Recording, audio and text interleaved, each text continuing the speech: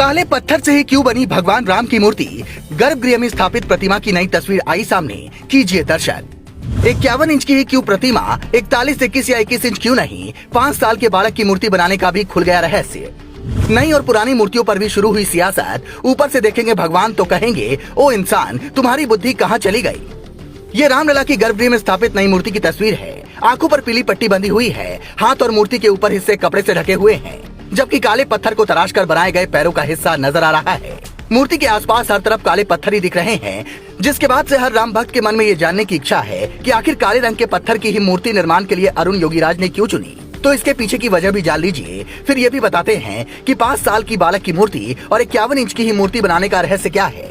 पहली वजह, प्रभु श्री राम की मूर्ति काले पत्थर से नहीं बल्कि शालिग्राम से बनी है, जो नेपाल की गंडकी नदी से निकालकर ट्रक से लाए गए हैं। शालिग्राम को भगवान विष्णु का स्वरूप माना जाता है। कई घरों में रोजाना इनकी पूजा भी होती है। अब अगर कोई और पत्थर चुना जाता तो आध्यात्मिक दृष्टि से उसकी अहमियत इतनी नहीं होती, इसलिए शालिग्राम को चुना गया। दूसरी वजह, रामचरितमानस और वाल्मीकि रामायण में प्रभु श्री राम के जिस रूप का वर्णन है वो श्यामल रंग के हैं, इसलिए सफेद रंग के पत्थर से नहीं बनाए गए। अब सवाल ये भी उठता है कि 51 इंच की ही प्रतिमा क्यों बनी? सनातन धर्म में तो 41, 21 और 11 भी शुभ माने जाते हैं। अगर 5 साल के बच्चे की औसत ऊंचाई की बात है तो आज के हिसाब से ऊंचाई 41 से 45 इंच के आसपास होती है। फिर 51 क्यों? तो उसके पीछे का रहस्य ये है कि भगवान राम जिस त्रेता युग में पैदा हुए, उस युग में लोगों की लंबाई 8 फीट से ज्यादा होती थी। एक 5 साल के बच्चे की औसत लंबाई तब 51 इंच के आसपास होती थी और 51 सनातन धर्म में शुभ भी माना जाता है, इसलिए 51 इंच की लंबाई रखी गई। अब एक सवाल ये भी है कि आखिर मूर्ति 5 साल के बच्चे की ही क्यों? 4, 6 या 8 की क्यों नहीं? तो इसके पीछे की वजह है वो चौपाई, जिसमें राम भक्त काकभूषुंडी गुरूर जिसे कहते हैं। मैं अयोध्यापुरी जाता हूँ, उनकी बाल लीला देखकर हर्षित होता हूँ। वहाँ जाकर मैं जन्म महोत्सव देखता हूँ और इसके लोभ में 5 साल तक वहीं रहता हूँ। इसके आगे वो कहते हैं, इष्ट देव मम बालक रामा, शोभा बपुष कोटि सतकामा, निज प्रभु बदन निहारी निहारी, लोचन सुफल करऊं उर्गारी। अर्थात बालक रूप ही श्री रामचंद्र मेरे इष्ट देव हैं, जिनके शरीर में अरबों कामदेवों की शोभा है।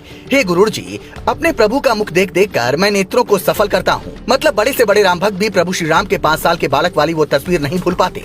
खुद जगत गुरु राम भद्राचार्य ने भी कुछ समय पहले कहा था, मैंने प्रभु श्री राम को देखा, वो नन्हे से बालक हैं, जिसमें साफ पता चलता है कि मंदिर निर्माण से लेकर मूर्तियों के निर्माण तक में आस्था और नियमों का भरपूर ख्याल रखा गया है। हालांकि बावजूद इसके कई लोग इस बात पर सवाल उठा रहे हैं कि पुरानी मूर्ति थी तो नई मूर्ति की क्या जरूरत थी।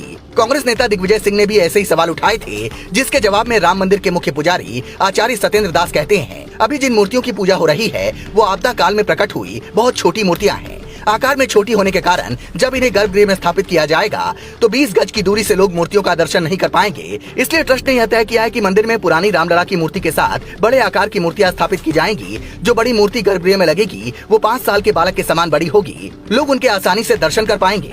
ऐसे में मूर्ति को लेकर उठ रहे सारे सवालों और उससे जुड़े रहस्यों को जानने के बाद आप क्या कहेंगे, कमेंट कर बताएं। साथ ही ये जानकारी ज्यादा से ज्यादा लोगों तक पहुंचाएं। और रामलला जब 500 सालों की लंबी लड़ाई के बाद गर्भगृह में स्थापित हुए हैं तो कमेंट में जय श्री राम लिखना ना भूलें। Bureau report, global Bharat TV.